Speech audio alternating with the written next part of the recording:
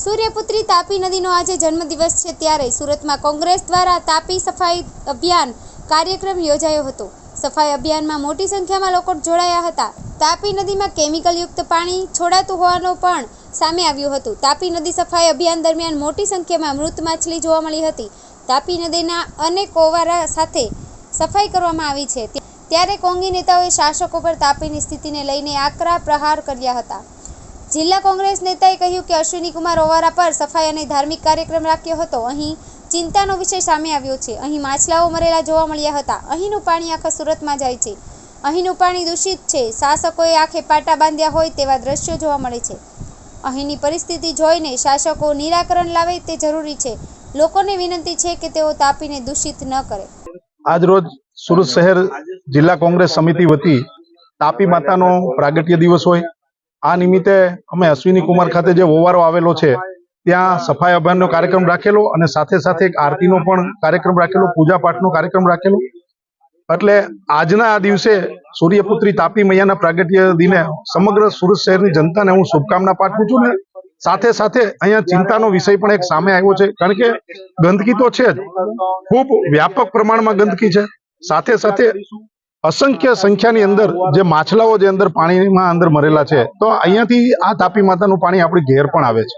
તો આ એક સવાલ ખૂબ મોટો છે કે આ પાણી કેટલું દૂષિત છે એ આપણે અહીંયા જોઈ શકીએ છીએ। સુરત મહાનગરપાલિકાના જે શાસકો છે એમણે તો જાણે આંખે પાટા બાંધેલા હોય એ પ્રમાણે વર્તન છે। એટલે સુરત શહેરની જનતાને અને સુરત મહાનગરપાલિકાના તંત્રને પણ જગાડવા માંગીએ છીએ કે આપશ્રી અહીંયા આવો, અહીંયા જોવો અને જે પરિસ્થિતિ છે એ તમે જોઈ અને એનું નિરાકરણ આવે એના માટેના પણ અમે એમને અપીલ કરીએ। સાથે સાથે સુરત શહેરની જનતાને પણ અપીલ કરીએ છીએ કે આપણી સૌનું આ સહિયારી જવાબદારી છે કે આ જે તાપી મૈયા છે એમને દૂષિત આપણે ન કરીએ, જેથી કરીને અહીંયા જે માછલીઓ અંદર મરેલી છે એ પણ ન મરે, બીજા પણ અસંખ્ય પાણીજન્ય જે જીવો હોય છે એ પણ ન મરે અને સાથે સાથે આ જ પાણી આપણા ઘેર પણ પીવા। એટલે આ તાપી મૈયા આપણા માટે સુરતીઓ માટે લાઈફ લાઈન છે। એટલે આપણી સૌની સામૂહિક જવાબદારી છે એ પણ હું સુરત શહેરની જનતાને કહું છું। અને ફરી એક વખત આજના દિવસે સુરત શહેર જિલ્લા કોંગ્રેસ સમિતિ વતી હું તાપી મૈયાના પ્રાગટ્ય દિને સમગ્ર સુરત શહેરની જનતાને શુભકામના પાઠવું છું। જય માનવ સુરેશભાઈ સુહાગિયા, પૂર્વ સભ્ય નગર પ્રાથમિક શિક્ષણ સમિતિ સુરત।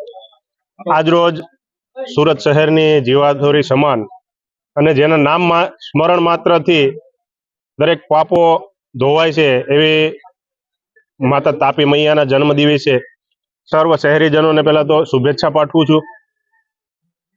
સાથે સાથે આજે અમે જ્યારે રામનાથ ઓવારા પર આવ્યા ત્યારે જોયું કે કહેવાતી હિન્દુત્વવાદી ભારતીય જનતા પાર્ટીની જે સરકારનું શાસન છે સુરત મહાનગરપાલિકામાં વારંવાર તાપી સફાઈ, તાપી શુદ્ધિકરણ અભિયાનની વાતો કરી અને કરોડો રૂપિયાના બજેટ ફાળવવામાં આવે છે, પરંતુ આજે સ્થળ ઉપર જે જોઈ ગંદકી તો એ બજેટ ક્યાં જાય છે એક તપાસનો વિષય થાય છે। કારણ કે ભારતીય જનતા પાર્ટીની અંદર અત્યારે બેફામ ભ્રષ્ટાચાર વ્યાપી ગયો છે। સુરત શહેરની જીવાદોરી સમાન તાપી નદી છે આજે એટલી પ્રદૂષિત છે કે મરણ પથારી હોય તાપી મૈયા એવું લાગી રહ્યું છે। એની અંદર જે જીવજંતુઓ છે, માછલીઓ છે એ પણ ખૂબ મોટા પ્રમાણમાં આજે અહીંયા જોયું તો મૃત્યુ પામેલી છે। ઓવારા પર કોઈ પણ જગ્યાએ સફાઈ નથી। એટલે હું આપના માધ્યમથી આ ભારતીય જનતા પાર્ટીના એસીમાં બેઠેલા નફ્ફટ શાસકોને કહેવા માંગુ છું કે તમે જે ગાય માતા અને તાપી માતાના નામે વારંવાર મત માંગો છો પણ આ તાપી માતાને માટે પણ તમે કંઈક કરો એવી આપ સૌને વિનંતી છે।